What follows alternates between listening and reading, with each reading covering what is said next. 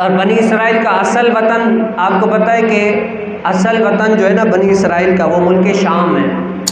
लेकिन हज़रत सैयदना यूसुफ अलैहिस्सलाम की दौरे हुकूमत में वो मिस्र में मुंतकिल हो गए, मिस्र में आ गए थे, वहाँ पर आबाद हो गए।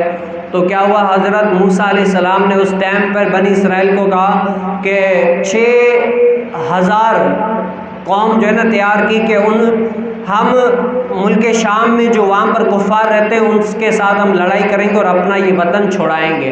तो सारे लोग तैयार हो गए। जब तैयार होकर वहाँ पर गए तो क्या किया, बनी इसराइल वाले उन लोगों से डर गए। क्या हो गए, बनी इसराइल वाले उन लोगों से डर गए कि उनके जिस्म फरमा थे, ताकतवर थे, सब कुछ डर गए। और माज़अल्लाह मूसा अलैहिस्सलाम को ये तक कहा कि है मूसा, हम नहीं लड़ते, जाओ तुम और तुम्हारा रब इनसे लड़े। जब इनसे लड़कर तुम गालिब आ जाओ तब हम आएंगे तुम्हारे पास।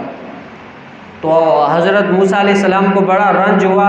तब क्या हुआ, इन पर अज़ाब ये आया, उस टाइम उन पर अज़ाब ये आया कि वो मकाम तैया नामी वहाँ पर 40 बरस तक भटकते रहे, उनको रास्ता ही नहीं मिला।